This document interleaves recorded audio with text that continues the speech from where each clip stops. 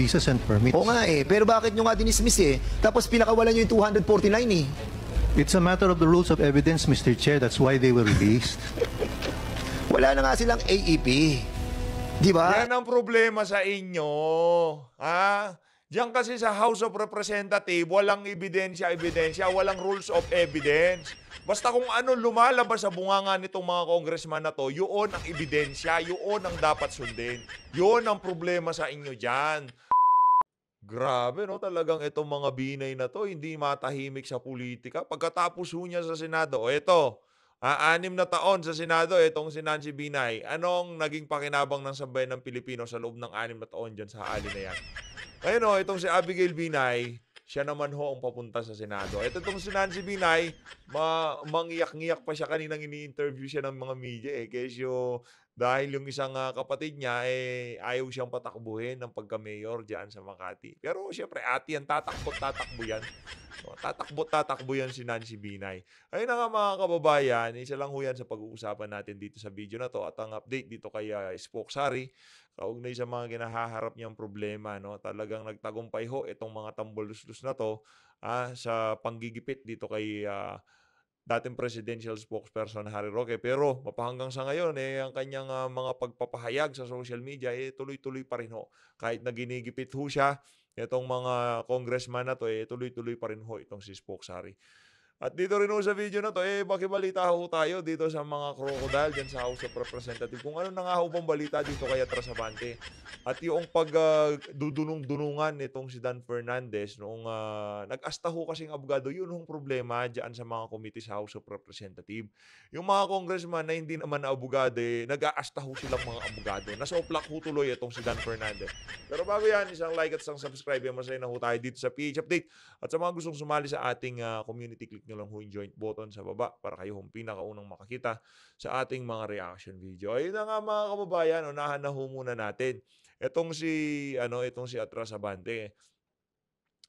Bigla hong talagang kitang-kita ho ang pagpapaka-plastic nitong mga aso ni Tambaluslos na to. Pagkatapos hong naglabasan, yung kanilang mga magagandang burloloy sa katawan, yung kanilang mga accessories, yung kanilang mga relo, yung kanilang mga damit, yung mga mamahalin nilang sasakyan, bigla ho silang kumambyo pa atras. Ngayon, itong si Atras Abante, meron ho siyang suot-suot na relo, 8,000 pesos na lang ho ngayon. At hindi lang ho yan Di ba, nung isang araw, pinoint out ko din ho sa inyo, itong si Dan Fernandez, talagang pinapakita pa ho niya yung kanyang relo doon sa hearing para mapicturan, mapag-usapan siya sa social media para sabihin ng mga kababayan natin, "Uy, tignan nyo naman yung si Dan.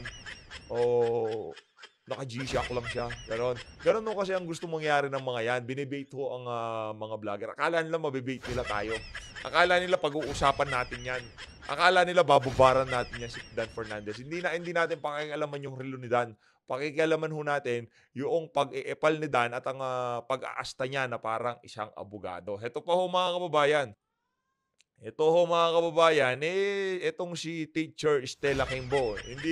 Hindi ho matagal yung na yan kumbaga bago ho yung larawan na yan. Yung mga koloretes niya, baka itinago niya yung isang kamay, nandoon yung Patek Philippe, nandoon yung Rolex. No?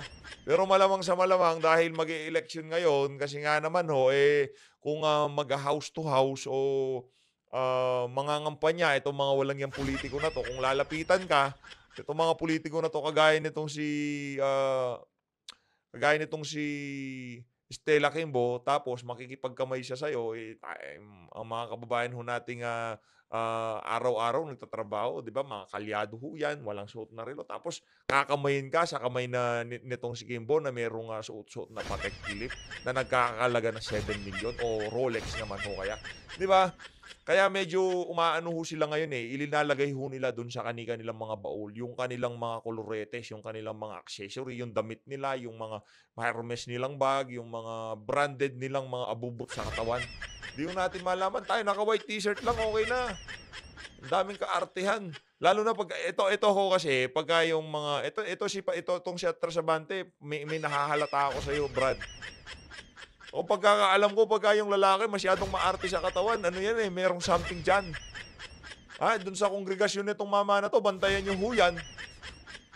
Mahirap na, baka Pagtalikod nyo, napapalusutan kayo. Ano ba meron tayo dito? Eto na nga, pag-usapan na ho natin.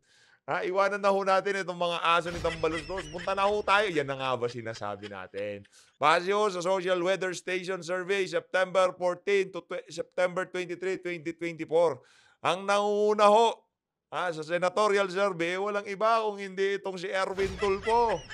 Anak ng tokwa. Congratulations, Filipino people! Number 1, Erwin Tulfo. Mga loko-loko ba kayo? Yung kapatid niyang si Rapi Tulfo, anong ginawa niya sa loob ng 3 taon sa Senado? Alam lang hong gawin ng mga Tulfo na yan, pag-ayusin yung magkapit-bahay na nag-aaway. Alam lang hong pag-ayusin itong yung mga Tulfo na yan, yung kabitan.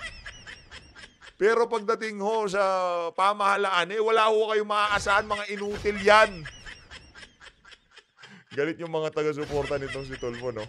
Ano ba? Sige, ito. 5,500 flood control. Hindi gumana. Napakaraming na perwisyo. Bakit hindi nag-alburoto si Rapi Tulfo? Di ba ang tapang niyan? Pagka-away mag-asawa, talagang naninindak yung mama na yan. Kulang na lang, balagbaging ganyan dun sa mismong, mismong programa niya, di ba? Sigang-siga. Pero noong nalubog ng ilang ulit yung ating mga kababayan sa mga nagdaang bagyo, meron ho ba kayong narinig dyan sa mga Tulfo na yan? Ala, nga. Ngayon, number 1 nyo si Erwin Tulfo. Palakpakan. Nakantokwa.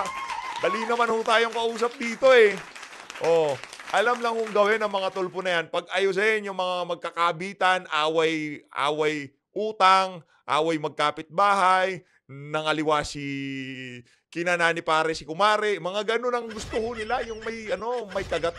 Pero yung issue na malapit sa bitukan ng mga ordinaryong Pilipino, pera ho kayo dyan. Narinig nyo ho ba itong mga Tulfo na to na nagsalita, bakit puro ayuda ang ginagawa ng administrasyon? Meron kayo narinig? Number 1 nyo, itong si Erwin Tulfo, palakpakan. Anak ng toko. Ito mga kababayan, Soto, isa pa yan. Akala nyo meron pa kinabang yan sa sambayan ng Pilipino? Teka. Ba't nahiya pa kayo? Bato de la Rosa, Bonggol, nilagay nyo sa 30-11. Ito talagang kumusta ang bigayan? Social Weather Station. Yan ang tanong. Diba? Yan ang tanong. Kumusta ang bigayan? Kasi sa mga nakikita nating dito, pangalan, yan na nga ba sinasabi ko? Yan na nga ba sinasabi ko dun sa huling video natin? Wag ko kayong pakakampante. Mga walang yaya, mga nasa survey, na yan. Wala ko tayong aasahan. Nung numero-numero, pera ang magsasalita dyan. Nak ng tokwa. Itong Tito Soto. Naku, ano yung pagpamalaki sa atin ni Tito Soto? Sa katagal-tagal niya dyan sa Senado, gusto niyo pa hubahan ng Soto? Gusto niyo, nasa sa inyo ho yan. Sigurado, Pia Cayetano. Mga bagong mukha Tulfo, away mag-asawa, away kapitbahay, X. Soto, napakatagal na sa politika, meron ho bang nahihatid na konkretong pagbabago sa ating bansa? Meron ho ba kayo naramdaman? Same old. Wala ho tayong pakinabang sa mga tao na yan. Pia Cayetano, ama nila, baka kalululuhan nila sa Senado na. Meron ho ba silang nabigay na kapakipakinabang at pinuna ho ba nila mga kalokohan ng administrasyon na to? Yan na nga ba sinasabi natin? Rodrigo Duterte, siyempre. Yan, wala na ho tayong pag-uusapan dyan. Sa lahat ng politikong nagdaan dito sa bansang to, itong si Rodrigo Duterte lang ho, ang nagbigay at naparamdam sa mga ordinaryong Pilipino na nandyan ang gobyerno. Nasa tabi niyo ang gobyerno. Pero dahil dinatnan ho tayo ng napakatinding bagyo na nagngangalang bangag, lahat ng ginawa ni Tatay Digong, nasalanta. Ito. Aimee, Marcos Huyan, huwag niyong kalimutan ang apelido. Huwag niyo hong iboto. Marcos Huyan, naku, yari tayo dyan. Tingla. Lacson. Yang si Lacson, ang kulay ho niyan, parang yan, unyango ho yan. Nag-iiba-iba kulay ho niyan. Kay dating Pangulong Rodrigo Duterte, good si Duterte. Ngayon kay Bangag, good si Bangag. Magkapareha sila ng principal. Anak ng tawa. Gusto ko lang bilisan to Bilisan pa natin. Sino to? Rebilla. Ako, wag ko. Isa ho sa mga aso ni Tambalus yan sa Senado pag nagkataon. Ito, Camille Villar, my goodness. Dahil Villar yung apelido, isasakay natin sa Senado. Dahil tapos na itong si Madam Cynthia, kailangan palitan siya nitong si... Buti na lang, di tumataas ang hairline natin sa mga nangyayaring to. No? Grabe talaga. Abby Binay. Abby Binay. O, Abigail Binay. Ayan. Pagkatapos ni Nancy, ikaw naman lang yaka. Sino pa? Ito. Pinaka-useless na senador. Lito Lapid. No, yon, Manny Pacquiao. Wala ho ba kayong nakikita dito? Wala ho ba kayong pattern na nakikita? Majority nasa senatorial slate ng Bangag administration. Nahiya pa kayo kay Senator Bato? Lagay nyo na si Benhur Abalos dyan. Ilagay nyo na si ano dyan. Sino ba? Sino pang nandun sa senatorial slate nila? Yung si Tolentino. Nahiya pa kayo. Tanggalin nyo na si Tatay Digong dyan. Wala naman maniniwala dyan. Para sabihin namin na totoo yung survey na yan dahil nandyan si Tatay Digong at nandyan itong si Senator Bato at Senator Bongo, manigas kayo. Ito mga kababayan. Ito mga kababayan, dumako tayo dito kay Madam Nancy Binay. Basta walang walang iyakan ha, kwentuhan lang. Good vibes lang, Madam. Ayan gusto ko, tumatawa ito. Ipin lang nakikita ko. Hindi. Ano kami niyan? Vibes kami niyan. Di ba, Madam? Oy, baka lang kilala natin. Hindi natin kilala yan. Pagtitripan natin siya. Ayaw na muna nating magalit. Mahaba-haba pa yung election. Baka tumanda itsura natin dyan. Ibang, yung hairline, yung ano nga natin, yung mga kulubot dito, yung, di ba? Yung mga balbas natin, hindi na tayo nakakapag... Kaya, kalmahan lang ho natin. Wag ho kayo masyadong pa-stress. October pa lang ho. Pag November, December. Pagdating ng January, yun ho, magbalagbaga na tayo ulit. Ngayon, gusto natin ng content, yung medyo kalma lang. Ayan. Game! Basta walang iiyak ha. Puti talaga ng ipin eh. Ay, nako. Ito. Mayor Abby Hope and huwag na sana kayong tumakbo sa pagka-mayor kasi husband niya tatakbo din. Yeah. Message po. Well, at the end of the day, parang moot and academic na yung apila ng aking kapatid. Dahil nag-file na, this is it. I have filed, I am running for mayor. But for me, at the end of the day, ate pa rin niya ako, di ba? Magkapatid pa rin kaming dalawa. Dahil sa politika, mag-aaway kayo. Awawa naman kayo. Ha? Ha? Nayak na naman ako. Sabay aplos sa likod. Aplusin mo, sir. Kawawa naman yung si Abby. 6 na taong senador yan. Naku po, kawawa naman si kawawa naman si Nancy. Wala eh. Parang walang puwang para makapag-usap kami. So, malungkot, di ba? Pamilya pa rin kami, di ba? Anak na to, anong dahil sa politika, kinakaladgan yung skandalo ng pamilya nyo sa buong Pilipinas. Kailangan nyo kayong palakpakan.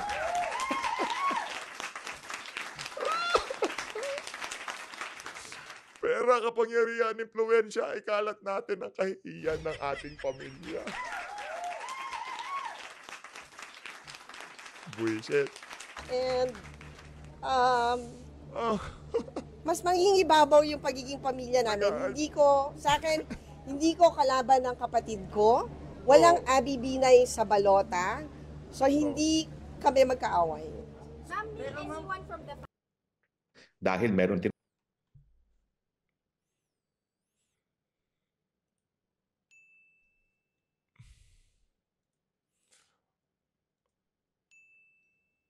Ayun na nga mga kababayan, dito naman sa bahagi ng video natin na to. Paano kaya ganito tayo magsalita? Nahawa ko kay Senator Nancy. No? Dinadaan tayo sa malumanay na pagsasalita. Panoorin naman ho natin kung paano nasoplak itong si Fernandez dyan sa pagdinig ng Quadcom dyan sa House of Representatives. At dito sa ano na to, papanoorin ho natin ang video nitong si Showbiz Fanatics. No? Nakabalik na itong si Showbiz Fanatics. Palakpakan na. Gang. Matapos magmagaling, actor turn politician Dan Fernandez nakahanap ng katapat matapos mapahiya sa mismong hearing nito laban kay Attorney Ledesma. Tila pinuputakti ng samot-saring komento ng maraming netizens online. Pero itong si Showbiz Fanatics, ang galing hong ano niyan, ang galing yung pronunciation niya talagang mahusay din yan. Ang controversial video sangkot ang mambabatas at Laguna Representative Parang nakakarinig ako sa TV yung kunyari yung Chika Minute, ganon, yung boses nitong si Showbiz Fanatics pang TV. na si Dan Fernandez matapos ipilit nito ang kanyang sariling investigasyon na wala naman raw katotohanan. Nagmukhang elementary student nga raw ang mambabatas nang lecturean siya at tila ipamukha ni Attorney Ronaldo Ledesma na bukod sa kulang-kulang at walang katotohanan ang mga impormasyong ibinabato sa kanya ni Dan Fernandez, tila marami raw dito ay hindi niya alam kung saan nanggaling. Ayon kasi sa Laguna Representative, naging commissioner raw si Attorney Ledesma at sila rin di umano ang nag-i-issue ng mga visas patungkol sa ilang mga aligasyon sa nooy Tarlac Mayor na si Alice Guo. Ngunit sa kanyang sariling hearing, sumulubsob sa kahihiyan si Dan Fernandez nang tila batikusin siya ng maraming netizen nang ipamukha ni Attorney Ronaldo Ledesma kung saan raw ba nakukuha ni Dan Fernandez ang lahat ng mga di umano'y sinungaling na impormasyon. Una, kahit kailan raw, hindi siya naging commissioner at lalong hindi sila nag-i-issue ng mga visang iinuugnay sa kanya. Hindi raw makatotohanan ang mga pananalita na ito ni Dan Fernandez kahit pa sinabi nito na ibibigay niya ang 2 buwan nitong sahod para lamang malaman ang totoo. Ngunit ayon mismo sa veteran lawyer, kahit magpaikot-ikot raw ng puwit ang kongresista, wala siyang mahahanap at hindi niya mauugnay sa kanya ang mga di umano'y investigasyon ng mga nasa Quad Committee. Patuloy nga raw Yun nga ako kasi ang problema dito sa mga mga abogado sa Quad Committee. Pero sa labas hindi yung abogado. Yang si Dan Fernandez, dati yung dati yung artista na kung saan ang kadalasang role niyan, magpapogi. Ayan. Baka yariin tayo di ba? Alam niyo naman ang role niya, laging role niya itong si Dan Fernandez, laging nakatopless. Pagkaray Dan Fernandez laging nakatopless. Noong artista, pero ngayon lagi hong naka-Amerikana. Tangkita niyo naman talagang honorable ang datingan. Pagka hindi nagsasalita. Pero pagka binuka na ang kanyang bibig, wala na. Yari tayo dyan. Na nagsasayang ng pera ang mga mambabatas na ito, lalo't wala naman raw talagang basihan. At katulad ni Dan Fernandez, mali-mali ang mga impormasyon na ito na inuugnay sa veteran lawyer at OIC ng Bureau of Immigration na si Attorney Ronaldo Ledesma. Narito ang buong video kung saan halos lamunin ng kahihiyan ang Laguna Representative na si Dan Fernandez matapos siyang sampalin ng katotohanan ni Attorney Ronaldo Ledesma na nagmistulang elementary student nga raw ang mambabatas nang pangaralan siya ng nasabing veteran lawyer dahil sa di umano'y mali-maling impormasyon at investigasyong ipinipilit nito kahit wala naman raw katotohanan. Panoorin ang controversial full video. Dito nyo makikita mga lods, gaano kabobo. Gaano kabobo ito. Mr. Real Talker, shout out, palakpakan naman. Ding. Si Dan Fernandez. Pahiya ka no? Akala mo kasi alam mo lahat Are you a commissioner during that time? Yes or no? What time? What date, Mr. Chair? I'm asking. You know very well kung kailan ka naging commissioner. Ba't ako tatanungin mo? I was never commissioner, Mr. Chair. Ano ka doon? Officer in charge. Officer in charge. Ano bang diferensya ng OIC at saka OIC Commissioner? Mr. Ledesma, you answer the questions properly. Yes, Mr. Chair. The commissioner And you wait for the acknowledgement of the chairman before you answer. they were charged, Mr. Chair, with working without visas and permits. Oo nga eh, pero bakit nyo nga dinismiss eh? Tapos pinakawalan nyo yung 249 eh. It's a matter of the rules of evidence, Mr. Chair. That's why they were released. Wala na nga silang AEP. Di ba? Sinasabi na ng Dole, 19 lang ang AEP. Yung 249 na dinismiss nyo, pinakawalan nyo. Wala silang AEP. In other words, kung wala silang AEP, hindi nyo sila pwede bigyan ng 9G visa. Correct? Yes or no? We do not issue 9Gs, Mr. Chair, the BSI. So anong in-issue nyo sa kanila?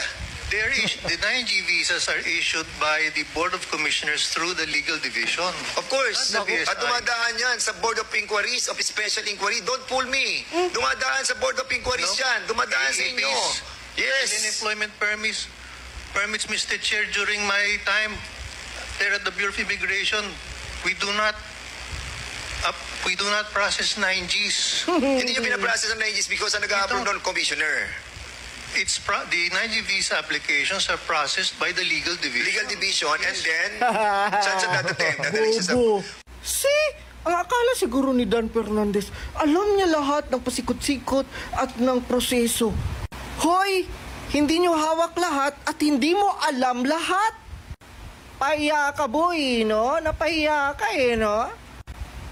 Tatanga-tanga, nakakatawa talaga. Imaginein mo, di ba? Yan yung problema. Yan yung problema kasi hindi kayo nakikinig.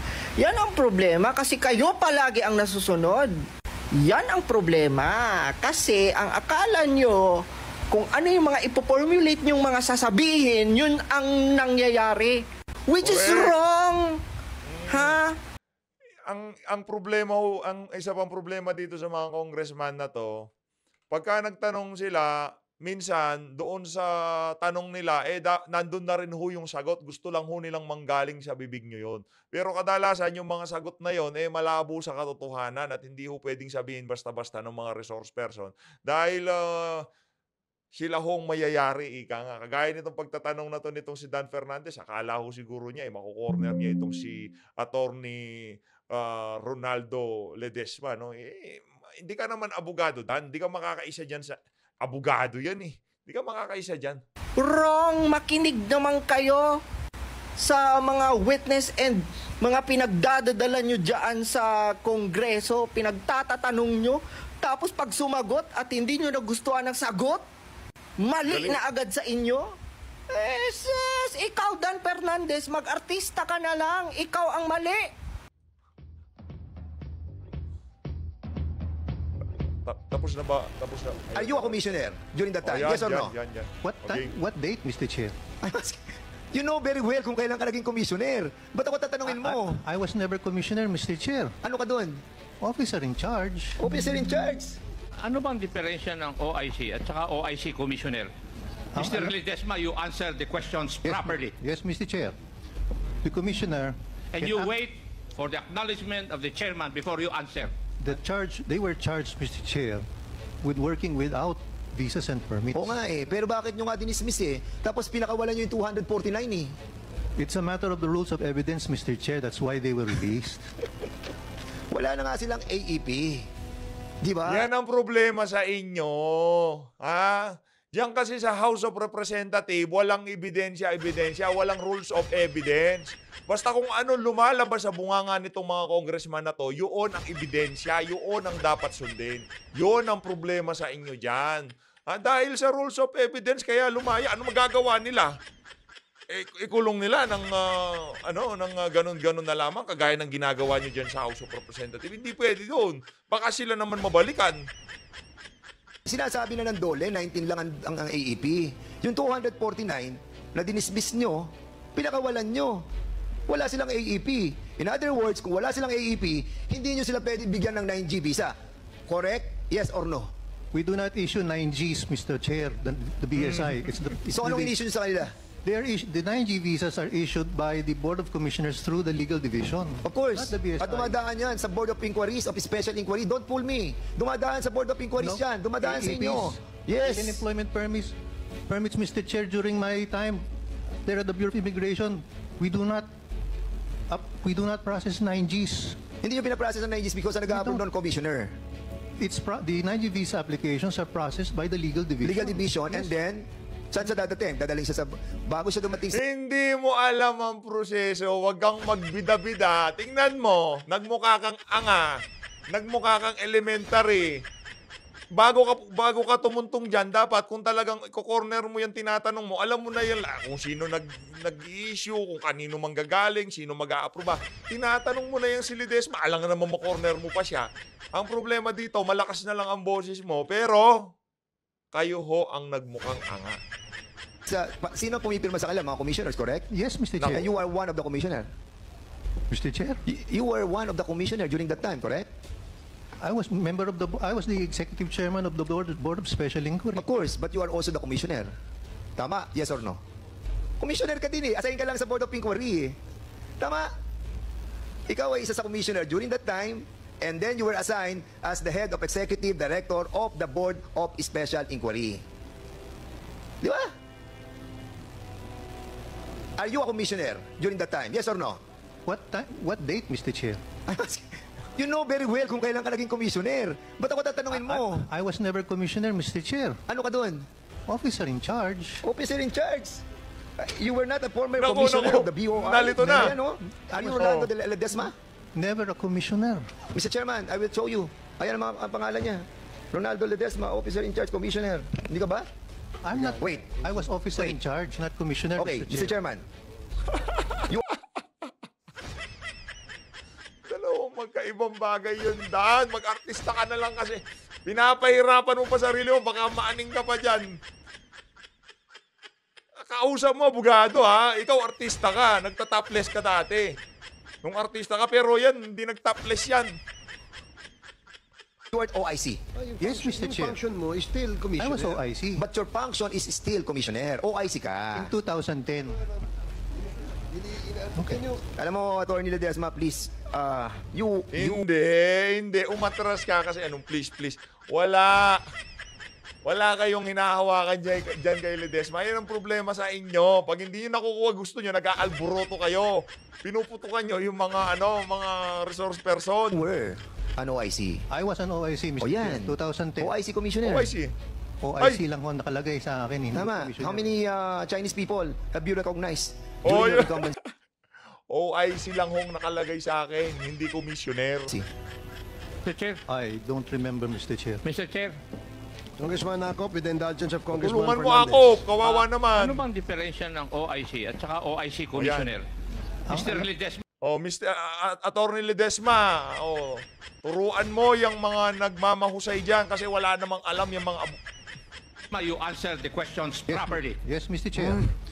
The commissioner. And you wait for the acknowledgement of the chairman before you answer. I'm That's sorry, the rule. I'm sorry, Mr. Chair. Alam mo, may tira talaga itong Okay, si proceed.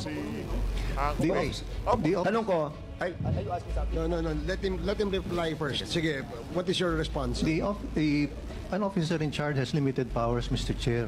He cannot perform acts concerning policies. He operates only on the basis of running the daily affairs of the office. But the commissioner can implement policies, serious policies and guidelines.